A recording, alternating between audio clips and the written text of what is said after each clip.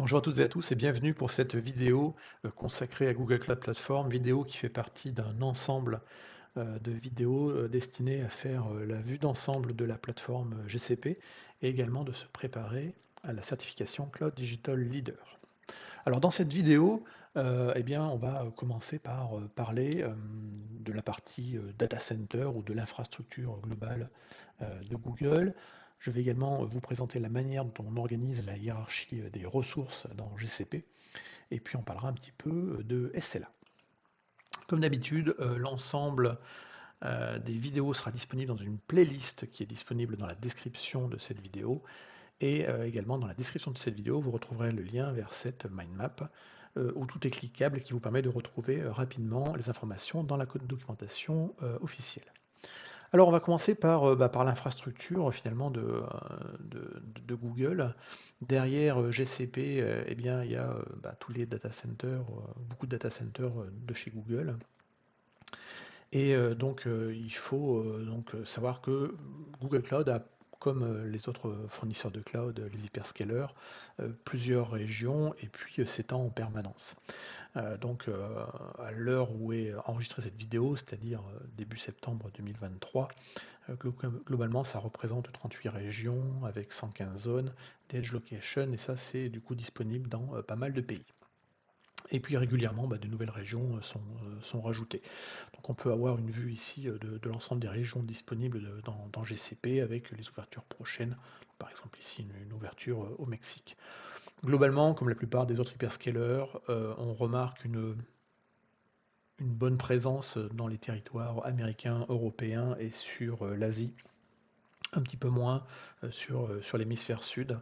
Ça, je pense que c'est lié également au business et à la demande. Et puis ensuite, pour chacune des localisations, on aura certains pays qui seront, certains services qui seront disponibles ou pas. Pas de vraiment de grosses différences par rapport aux concurrents entre guillemets sur ce point-là. Donc cette infrastructure va donc être divisée en régions. Et donc les régions seront les zones dans lesquelles en fait finalement on va pouvoir dire je déploie ma ressource, ma machine virtuelle, mon stockage dans telle région géographique. Alors, quand on est effectivement dans des petits espaces, entre guillemets, tels qu'en Europe, par exemple, effectivement, une région va correspondre à peu près à un espace géographique, géopolitique, entre guillemets, lié à un pays, donc la France, Paris, etc. Quand on est sur des, des pays de type continent, effectivement, les régions vont plus correspondre à des localisations un peu plus précises dans le pays. Et ces régions sont découpées en fait en zones de disponibilité. Et ces zones de disponibilité sont généralement au nombre de 3. Et c'est elles qui vont permettre en fait d'assurer une plus forte résilience en cas de panne d'un data center. Donc une zone en gros correspond à une localisation géographique à un ou plusieurs data centers. Généralement c'est un, mais si on est sur des très grosses régions, ça peut être plusieurs bâtiments. Et donc, ça correspond finalement, une zone, c'est quoi? C'est un single domain of fault. Donc, ça, c'est un point qui peut tomber en panne dans une région, mais qui ne va pas remettre en cause forcément l'ensemble des services et ressources qui sont dans la région. Là encore, après, ça dépendra des types de services. Ça dépendra si les services sont complètement managés par Google, eh bien, c'est probablement Google qui va assurer la résilience du service en le déployant de manière distribuée sur plusieurs zones. Si vous gérez de l'infrastructure de service, genre des machines virtuelles, et votre application, effectivement, ce sera à vous de la concevoir pour qu'elle puisse être dispatchée sur plusieurs zones et donc sur plusieurs machines virtuelles qui seront dispatchées dans ces différents domaines de panne. Derrière ces zones, effectivement, on a dit en plusieurs data centers. Là, j'ai un exemple ici de US Central 1, donc le 1 ici correspond à la zone. Et donc ici, par exemple, voilà, pour vous dire à quoi ressemble un data center, c'est un gros bâtiment, très gros parce que là, oui, quand on a un véhicule qui est ici, et ça, effectivement, on est dans l'Iowa ici, sur un des data centers de Google. Alors, c'est pas vraiment secret, il suffit de rechercher un peu dans les cartes, et ça, c'est plutôt bien documenté. Donc c'est des gros bâtiments.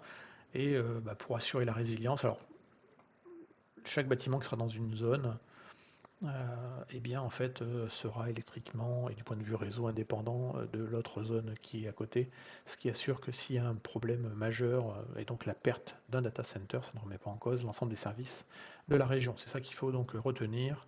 Le découpage il est ainsi, région, zone et donc data center derrière. On a également, en plus des régions qu'on a dans GCP, la notion de Edge Network. Donc le but dans du Edge Network, on va parler de points de présence. Et ça, Google en a pas mal, hein. Donc là, il y en a plus de 100 localisations, il y a des points de présence. Et ces points de présence, en fait, derrière, ils servent à quoi? Ils servent en gros à servir d'étape intermédiaire entre finalement l'utilisateur final qui va consommer une application et une région GCP. Donc c'est typiquement là qu'on va avoir des CDN, des Content Delivery Network, pour ramener entre guillemets par exemple les images ou le contenu au plus proche de l'utilisateur sans pour autant que l'utilisateur soit juste à côté d'un data center de GCP. Ça peut être des bâtiments à Google, comme ça peut être hébergé dans des data centers tierces parties avec lesquels ils ont des partenariats. Donc voilà, l'infrastructure de Google globalement est celle-ci. Je n'ai pas parlé du réseau au sens global, mais le réseau de Google est probablement le plus grand au monde aujourd'hui, de par sa taille et le nombre de fibres qu'il y a derrière. On en reparlera dans la partie réseau. Maintenant, on va venir un petit peu sur la partie organisation. Organisation des ressources, donc hiérarchie des ressources au sein d'un environnement Google Cloud Platform. Eh bien, le point de départ de tout ça, c'est l'organisation. Donc l'organisation va définir, va calquer une organisation physique, on va dire. Et donc derrière l'organisation, en fait, on va venir créer dans les interfaces de Google des folders, des répertoires qui vont permettre d'organiser ensuite ce qu'on appelle les projets. Donc les folders sont entre guillemets, sont pas obligatoires si on a une petite organisation. Le projet, on aura toujours une organisation et au moins un projet. Et c'est dans le projet en fait qu'on viendra créer les ressources. Donc toute ressource qui sera créée dans GCP devra du coup être créée au sein d'un projet, hein. Et donc le projet va donner une limite, on va dire administrative également en termes de billing. Ça va permettre de rassembler l'ensemble des ressources à facturer. Et ensuite, dans la hiérarchie, je ne sais pas si c'est vraiment dans la hiérarchie, mais sachez que chaque ressource peut recevoir un ou plusieurs labels, ce que d'autres fournisseurs de cloud appellent des tags. Et les labels sont des clés valeurs qui vont vous permettre en gros d'organiser vos ressources. Donc ça c'est très important, et il faut le faire dès le départ et pas a posteriori, c'est toujours compliqué de le faire a posteriori. Donc on met des labels, on va dire si la ressource est faite pour de la production ou du test and dev, quelle est l'application concernée derrière, quel est le propriétaire, etc., etc. Il y a des bonnes pratiques en termes de labellisation, ça fera partie des Cloud Adoption Framework, dont on parlera dans une autre vidéo. Donc voilà, retenez en tout cas pour l'examen du Cloud Digital Leader la notion au plus haut de l'organisation, et ensuite un ou plusieurs folders, donc il y a une hiérarchie qui peut être à plusieurs niveaux, et ensuite on a l'organisation de projets. Et dans les projets, on retrouvera les ressources avec les labels.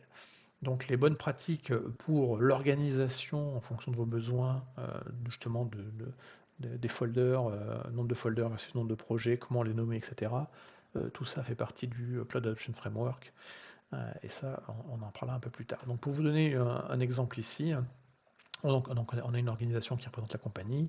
Ici, par exemple, le choix a été fait d'utiliser des folders pour représenter les départements au sein de l'organisation, plus une partie, un folder aussi important qui est la partie infrastructure partagée.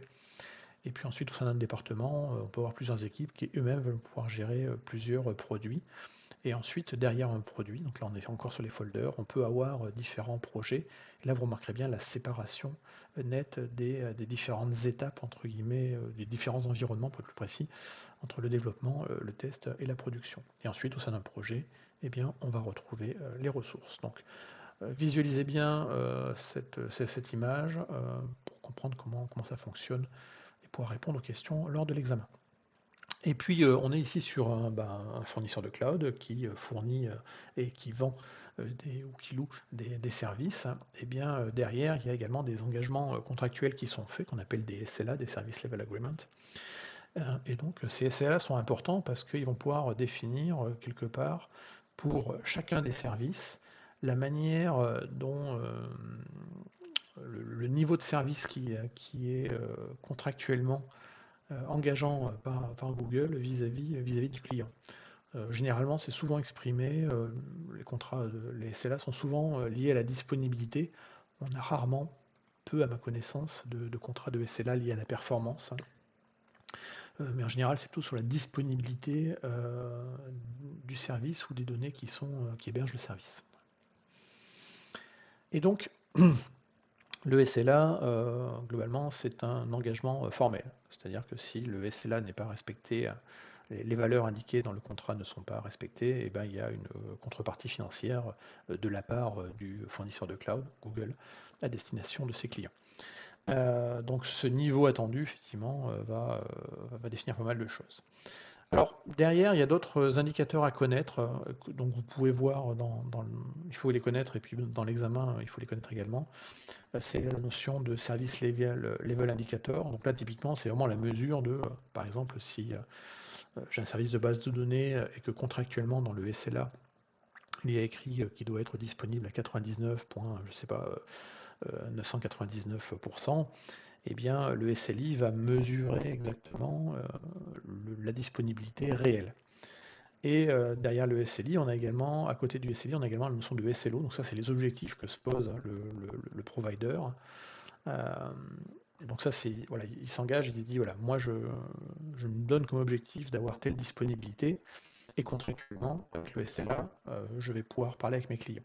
Mais le SLO n'est pas engageant contractuellement, c'est juste un objectif que le fournisseur est d'accord pour avoir, et donc ce sera un pourcentage ici, c'est généralement estimé en pourcentage quand on parle souvent de disponibilité. Voilà, cette vidéo est terminée. N'hésitez pas à voir les autres dans la playlist qui sont derrière. Il y en a beaucoup parce que la plateforme est large. Et donc ça fait pas mal de petites choses à voir. Pas forcément dans le détail, parce qu'ici, comme je l'ai expliqué, on est plus sur une vue d'ensemble de la plateforme et une préparation à la certification Cloud Digital Leader. N'hésitez pas à aller voir les vidéos. Merci et à bientôt.